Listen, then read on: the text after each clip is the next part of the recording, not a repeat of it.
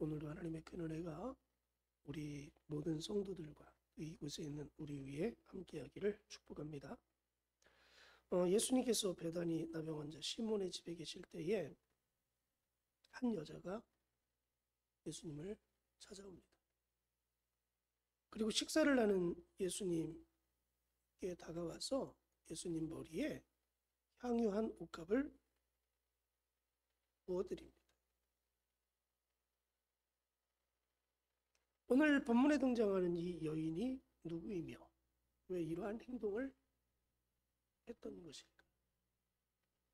요한복음 11장 1절 이하에 보면 예수님께서 베다니에 사는 나사로의 가정이 있었습니다. 근데 그 나사로가 아프다는 소식을 예수님이 듣습니다. 평소 같으면 예수님께서 요청을 받으면 가서 문제를 해결해 주셨을 거예요. 왜냐하면 이 나사로와의 관계는 전혀 모르는 관계가 아니었기 때문에 그렇죠. 예수님 나사로가 아프니 오셔서 나사로를 좀 치유해 주십시오. 고쳐 주십시오. 그렇게 요청이 갔습니다. 그랬더니 예수님이 가시지 않는 거예요. 며칠이 지났습니다. 예수님이 가셨어요. 그러니 그동안 나사로가 죽습니다. 그리고 장례까지 다 치른 상태입니다. 그러니 그 누이 동생들이 예수님 오심을 보고 안타깝게 이야기하죠. 여기에 예수님이 계셨다면 우리 오라비가 죽지 않았을 것입니다. 예수님 좀 빨리 오시지요. 그 동생들과 예수님이 대화를 나누던 중에 예수님께서 나사로의 무덤에 왔습니다. 그리고 말씀하십니다. 무덤에 있는 돌을 옮겨놓으라. 우리나라는 땅을 파서 매장을 하고 덮지만 유대인의 무덤은 굴을 파서 그 안에 관을 넣고 채채를 넣고 돌을 가지고 입구를 막아놓는 형태입니다. 그러니까 그 입구의 돌을 치우니 예수님이 말씀하시죠. 나사로야 나와라. 나사로가 죽은 지 나흘이 돼서 장례가 다 끝난 상태입니다. 4일이 지났어요. 그 죽어 누워있는 나사로를 향하여 나사로야 나오라 명령하니까 정말 수족을 배로 동인 채로 나사로가 죽은 나사로가 살아나는 놀라운 기적을 예수님이 베푸십니다. 바로 오늘 본문에 등장하는 이 한 여인은 그 죽었다 살아난 나사로의 여동생, 누이 동생인 마리아입니다. 이 마리아는 예수님께 대한 너무나 값진 향유옥합을 가지고 드립니다. 왜 드릴까? 왜 드릴까? 그리고 그 여인이 드리는 그 장면을 보고 제자들이 분개를 합니다. 무슨 의의로 이것을 허비하느냐? 왜 분개했어요? 허비했다는 거죠. 예수님께 부은 그 향유, 그 사건의 모습들을 보면서 아깝다. 도리어 저것을 팔면 많은 돈을 받을 수 있고 그 돈만 있으면 가난한 사람들에게 나눠줄 수 있을 텐데 굳이 왜 예수님 머리에 저것을 부어서 허비할까? 없어지게 할까? 쓸모없게 할까? 그래서 마음에 막 분개를 했다. 화가 났다는. 그때 예수님께서 말씀하시죠. 너희가 어찌 여자를 괴롭게 하느냐? 그가 내게 좋은 일을 하였느니라. 너희가 말하는 가난한 자들은 항상 너희와 함께 있으니 언제든지 그들을 도울 수 있다. 그러나 나는 너희와 항상 있지 않는다. 이 여자가 좋은 일을 했다. 내 장례를 위해서 준비했다. 그러면서 이 복음이 전파되는 곳에는 이 여인이 행한 이 일을 전파될 것이다. 모든 사람들이 다 기억하게 할 것이다. 이렇게 말씀을 하십니다. 오늘 본문에 등장하는 두 부류, 마리아라는 이 여인과 제자들의 그 대치되는 행동의 모습을 만나보게 되죠. 상반된 모습. 여인은 예수님께 아낌없이 드리고 제자들은 그것을 보고 허비했다. 너무너무 아깝게 생각하는 그런 제자들의 모습의 상반됨을 우리가 만나보게 됩니다. 마리아는 예수님께서 베푸신 은혜가 너무 크고 귀하고 값지기 때문에 어떻게 하면 예수님께 더 좋은 것을 드릴 수 있을까? 어떻게 하면 예수님께 더 값진 것을 드려서 내 마음의 고마움을 표시할 수 있을까라는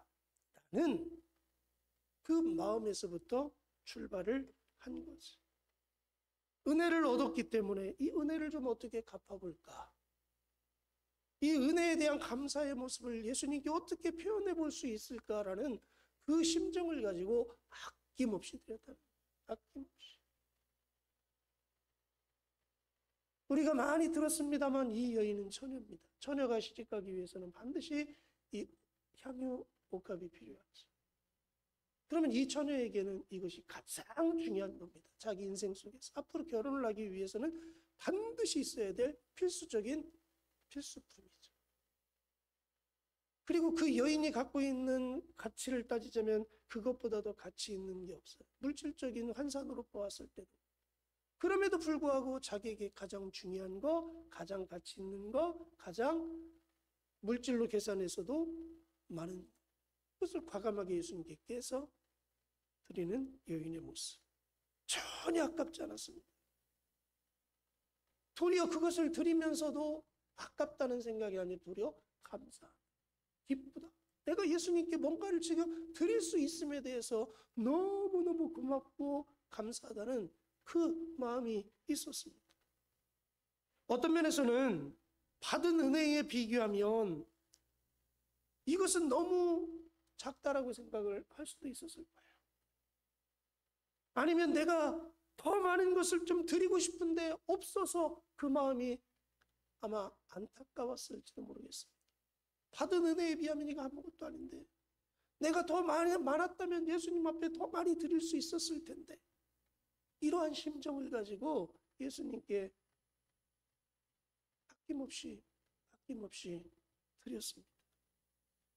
사랑하는 여러분, 은혜를 받은 사람들은요 드려도 아깝지 않고 더 드리고 싶은 것이 그 마음입니다.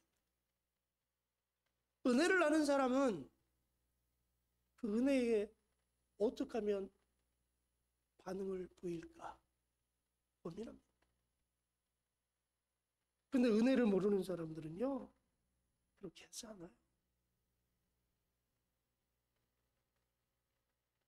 은혜를 아는 사람들은 갖고 싶고 고마움을 표하고 싶고 감사함으로 뭔가를 자꾸 해드리고 싶고. 사랑하는 여러분, 하나님 앞에 은혜를 아는 자의 삶을 살아가시기 바랍니다. 은혜를 알아요. 은혜를 받았으면 어떻게 하든지 그 은혜를 예수님께 하나님 앞에 표현해 드려야죠. 나에게 이런 은혜 주시면 너무너무 감사합니다. 너무너무 고맙습니다. 그 마음이 있으면 아깝지 않은 거예요. 무엇을 해도 아깝지 않고 더 해드리고 싶고 더 드리고 싶고. 은혜가 있는 사람들에게는요 문제가 되지 않아요. 근데 오늘 제자들은 문제가 생기잖아요. 여인의 한 그 모습을 보면 분개했어요. 화가 났다는 거예요. 분개했다는 것은 그 화가 머리 끝까지 딱 차올랐다는 거예요. 왜 저런 쓸데없는 짓을 하지? 왜 저 귀한 것을 허비하지? 이 여인이 행하는 그 일을 제자들은 이해하지를 못했어요. 왜 저런 쓸데없는 짓을 하지? 이렇게 생각을 했다는 거예요. 왜 그렇습니까? 예수님에 대한 은혜를 제자들은 잃어버리고 있기 때문에, 은혜 받은 자의 심정이 뭔가를 제자들은 모르기 때문에 그렇습니다. 만약에 예수님께 받은 은혜를 제자들도 가슴에 품고 있었다면 이 여인이 행한 그 행동을 그들은 다 이해했을 거예요. 왜 이 여인이 예수님께 향유 옥합을 깨뜨려 부을 수 있었는지 그걸 다 이해했을 겁니다. 그리고 도리어 칭찬했을 거예요. 잘했다. 잘했다. 당연히 그렇게 해야지. 네가 은혜를 얻었다면, 네가 은혜를 받았다면 당연히 예수님께 그 은혜에 대한 보답을 해드리는 것은 마땅한 거지. 정말 잘했다. 도리어 칭찬을 해줬을지도 모르겠어요. 은혜를 아는 사람들은 그 심정을 알기 때문에 그렇습니다. 그 마음을 알기 때문에 그렇습니다. 그러면 동조할 수 있고 격려할 수 있고 잘했다고 박수 쳐줄 수 있고 귀한 일 했다고 칭찬을 해줄 수가 있었을 거예요. 그런데 제자들은 거기에 대해 전혀 동조하지 않아요. 왜요? 은혜의 마음이 없기 때문에 그렇습니다. 은혜의 마음이 없으면 모든 것이 다 비판적으로 보이고 판단할 대상으로 일 수밖에 없는 것이고, 또 은혜 없이 신앙생활하는 사람들은 참으로 힘듭니다. 특별히 우리도 예수님의 은혜를 생각지 않고 은혜를 잃어버리고 그냥 습관적으로 신앙생활하고 왔다 갔다 하면, 은혜가 기초로 된 신앙생활이 아니면, 믿음생활이 아니면 부딪힘이 많이 있습니다. 예수님의 은혜를 잊고 살아버리면 물질에 대한 이야기만 나와도 다 반응을 보이죠. 시험 든다고 그러고, 내 건데 왜 이것을 드려야 되지? 갈등하기 시작합니다. 아깝게 생각합니다. 고민하기 시작합니다. 왜요? 은혜가 없으니까. 어디에서 내 생각이 출발되느냐에 따라서 행동이 달라지는 거죠. 은혜의 기초로 해서 내 생각이 출발이 되면 어떤 행동도 다 이해가 되고, 어떻게 하든지 하나님 앞에도 드리고 헌신하고 충성하고 싶은 열망이 생겨납니다.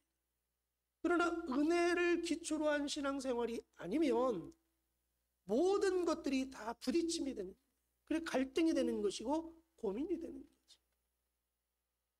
이렇게 하면서까지 내가 교회에 나와야 되나? 내가 이렇게 하면서까지 내가 예수를 믿어야 되나? 은혜를 잃어버리니까 모든 것들이 다 팍팍합니다. 여러분, 세상에서 가장 큰 은혜를 받은 사람들이 누굽니까? 나잖아요. 어떤 은혜를 받았어요? 세상에서 줄 수 없고 세상에서 얻을 수 없는 것, 또 내 노력으로 내 힘쓰고 했으므로 이룰 수 없는 거, 얻을 수 없는 거, 그거 얻었잖아요. 그게 뭐예요? 구원이잖아요. 세상에서 줄 수 없는 것이니까 하나님이 친인간의 몸을 입고 이 땅에 오셨고, 내 노력으로 내 힘쓰고 했음을 통해서 얻을 수 없는 거니 예수님이 대신 그 문제를 해결해 주시잖아요. 어떻게 해요? 저와 여러분의 모든 죄를 대신 짊어지시고, 내가 죽어야 되는데, 내가 지옥 구덩이에 떨어져야 되는데 예수님이 그 죄값을 대신 짊어지시고 그 죄값 따라서 십자가에 피 흘려 못 박혀 죽으심으로 내 죄의 문제를 다 걷게 하셨고, 지옥 갈 인생을 천국 갈 인생으로 만들어 주셨고, 마귀의 종에서 하나님의 자녀로 옮겨 주셨고, 세상에서 하나님 관심 밖에 있던 내가 하나님 관심 안으로, 하나님 품 안으로 들어오게 만들어 주셨고, 이 땅에서 하나님의 자녀로 하나님의 지킴과 보호하심과 인도하심과 공급하심 속에서 인생을 살 수 있도록 해주셨습니다. 오늘도 나와 하나님이 동행해 주시고 계시니 그보다 더 큰 은혜가 어디 있습니까? 내가 부자가 좀 안 되면 어때요? 내가 세상에서 출세하지 않으면 어때요?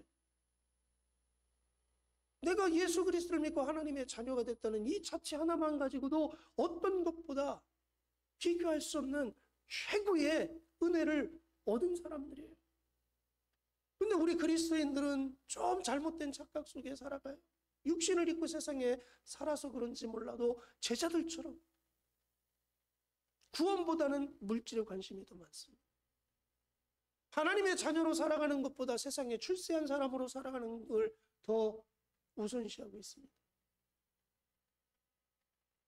하나님의 나라를 위해서 일하는 것보다 세상의 것을 찾는 것에 더 집착한 육신에 속한 사람의 모습을 여전히 갖고 살아가고 있습니다. 그래서 내가 믿음이 무너지는 것은 그렇게 크게 느끼지 않으면서 세상의 것이 좀 잘못되고 힘들고 사업이 어렵고 직장에 문제가 되면 세상의 모든 것을 잃어버리는 것처럼 사람들이 낙담하고 좌절하고 실망합니다.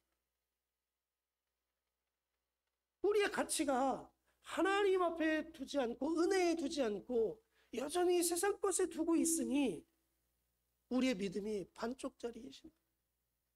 예수님을 따라가면서 여전히 누구처럼 반응해요? 제자들처럼 반응하는 신앙생활을 하고 있는 거죠. 육신적인 것이 채워지지 않으면 분개합니다.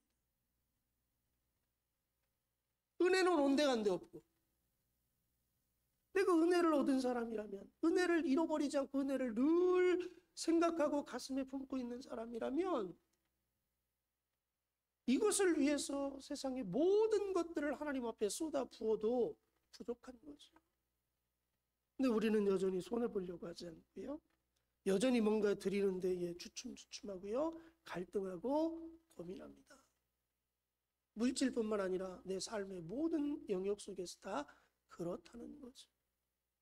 내가 은혜 있는 사람이면 세상의 것에 상관없이 주님을 위해서 충성스러운 자의 삶을 살아갈 수가 있는 것입니다. 사랑하는 여러분, 저와 여러분은 은혜 있는 삶을 살기를 원합니다. 은혜가 있어야 하나님 앞에 온전한 자의 삶을 살아가고, 은혜가 있어야 하나님께서 그 삶에 개입하셔서 또 다른 은혜를 베풀어 주시고 또 그 은혜를 누리는 자의 삶을 살아갈 수가 있는 것입니다. 예수님이 제자들에게 질책합니다. 너희가 어찌하여 이 여자를 괴롭게 하느냐? 은혜 없는 너희들이 어떻게 은혜 있는 이 여인을 괴롭게 할 수 있느냐? 이 여인은 나에게 좋은 것 했다.